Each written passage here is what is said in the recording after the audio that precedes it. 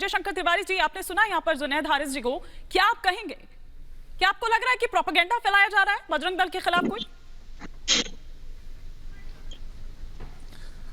अभी 70 साल की बात हो रही थी कि 70 साल पहले इसको बंद कर देना चाहिए। तो मैं 70 साल पहले की बात बता देता हूँ। 70 साल पहले जब देश में चुनाव हुए तो उन चुनाव में कांग्रेस को मुसलमानों के 20% वोट मिले थे और उस समय जो मुस्लिम पार्टी थी और उनको मिले थे 80%।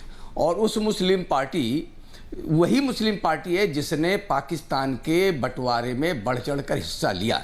यानी जो बढ़ चढ़ करके हिस्सा लेती है और भारत में जो मुस्लिम लोग रह जाते हैं 80% वोट उसको देते हैं और 20% उस समय कांग्रेस हिंदू पार्टी थी। अब वही लोग अब यहाँ पर आ गए। अब 70 साल की बात कर रहे हैं। मैं कहता हूँ बजरंग दल वो संगठन है जिसने 86 लाख गौवंश को बचाया है।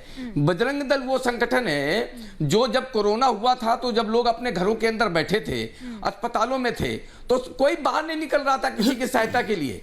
ये बजरंग दल के कार्यकर्ता लोगों के सहयोग के लिए औषधियां भिजवाते थे, खाना भिजवाते थे, हर तरीके का सहयोग करते थे। ये बजरंग दल जो लाखों यूनिट रक्त हर साल देता है और मुझे नहीं पता कि वो रक्त किसको दिया जाता है, ये बजरंग दल है। के नाम पर जो गुंडागर्दी होती है उसका नाम भी बजरंग दल है, ये भी आरोप लगाया जाता है बजरंग दल पर। मैं बता रहा हूं, आरोप लगाना और होना अलग बात है। अच्छा। अब मैं बताता हूं कि गौ रक्षा के काम में कई बार तस्करों के साथ, ऐसे जिहादियों के साथ जो गौहत्यारे हैं उनके साथ उनको मिलना पड़ता है और जब अपनी मुंह की खाते हैं तो बताते हैं बजरंग दल गड़बड़ कर रहा है। आज बजरंग दल इनके सामने आ गया है, इनके अत्याचारों के सामने आ गया है, हिंदुओं की रक्षा के लिए सामने आ गया है, बहु बेटियों की बचाव के लिए सामने आ गया है। अब ये बेखौफ होकर के जिस प्रकार का सारा काम करते थे अब नहीं कर पा रहे हैं, इसलिए बजरंग दल की बात करते हैं, फिरका परस्ती की बात करते हैं। हमारे यहाँ तो फिरके होते ही नहीं। फिरके तो आप क्या होते हैं, तो फिरका परस्ती तो आप करते हैं। इसलिए बजरंग दल इनके लिए हवा बनकर खड़ा हो गया है, इसलिए नफरत कर रहे हैं। हाजिर खान जी, कि क्या लव जिहाद से मासूम लड़कियां जो हैं उनसे बचाना क्या अपराध है? ये यहाँ पर विजय शंकर तिवारी जी अभी कह रहे थे, गौरक्षा के नाम पर जिस तरह से वहां पर किया जाता है, क्या अगर उसको बचा रखे हैं क्या वो अपराध है? देखिए माननीय, बात यह है कि हिंदुस्तान हमारा जो है इसमें अब से नहीं 14 साल में 2014 से लेके और 2023 के बीच में गाय की सबसे ज़्यादा सप्लाई का गोश्त हिंदुस्तान से पूरी दुनिया में गया है। वो कौन लोग हैं जो उसको बेचने वाले हैं, कौन लोग हैं वो इनकी फैक्ट्रियाँ चला रहे हैं?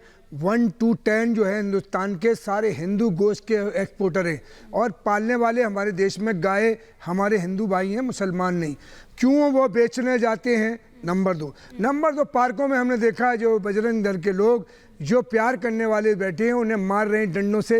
ये किसने अधिकार दे दिया? हम जो कह रहे हैं गाय आपने बेची, गाय कशी अगर कोई कर रहा है तो उसके हमारे देश का संविधान है और संविधान के तहत उसको सज़ा मिलना चाहिए अगर कोई है।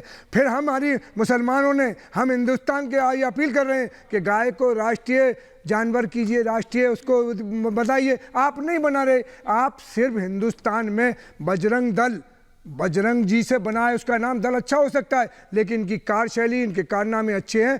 मैं ये कहता हूँ भारत की संपत्ति जलाने वाला कोई भी राष्ट्रीय भक्त नहीं हो सकता, चाहे वो मुसलमान हो, हिंदू हो, सिख हो, ईसाई हो, पासरी हो, कोई भी हो।